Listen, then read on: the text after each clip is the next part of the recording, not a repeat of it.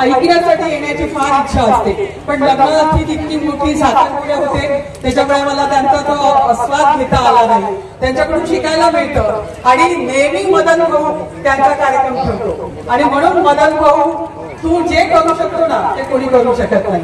कारण या ठिकाणी देशमुख महाराजांना दरवर्षी आणणं सोपं नाही, परंतु तुम्ही ते करता.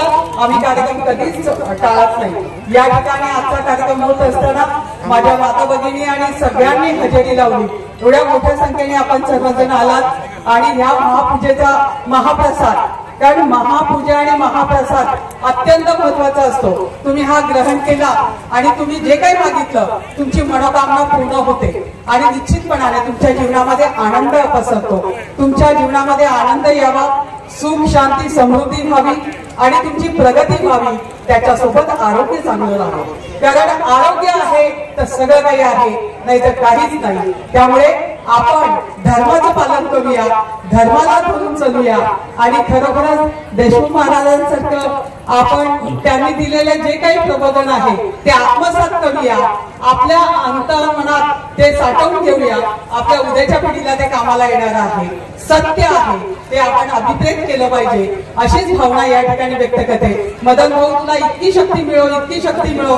तुझ्या बाबळे परिवाराचा उद्धार होत असताना निश्चितपणाने तुला आकाशाला गवसणी घालण्याची ताकद मिळो, अशी तुझ्या घरात असणाऱ्या सर्व महिला भगिनी ज्या सतत काम करतात पण कुठेही बाहेर त्यांचा शो नसतो आणि म्हणून घरातल्या आमच्या महिलांसाठी की ज्या सतत कष्ट करतात आणि आपलं कुटुंब सांभाळण्याचं काम करतात आणि कुटुंबाला येणारं कोणतंही संकट असेल तर स्वतःवर घेतात.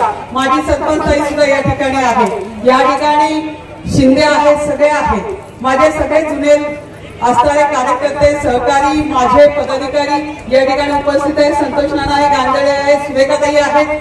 सगळ्याच्या सगळ्यांचं कार्य आपण पाहिलंय का नेता कसा असावा त्याचा कार्यकर्ता तसा असावा. विकी सुद्धा त्याच पद्धतीने चालतो आणि आमचा काय सूरज तू तो उगवता झाला आणि म्हणून तुझं देखील कौतुक. या ठिकाणी आपण आम्हाला बोलवलं, आमचा सन्मान केला, सत्कार केला. आम्ही आपले ऋणी आहोत. सदैव तुमच्या ऋणात राहणं मला आवडेल आणि तुमच्यासाठीच तुमची ताई आशाताई.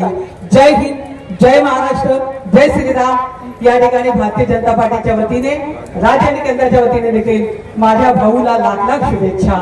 असंच त्याला चांगली बुद्धी सद्बुद्धी आणि त्याच्याकडून चांगले कार्य घडावं एवढ्याच भावना त्यांच्या कुटुंबाकडे. जय हिंद.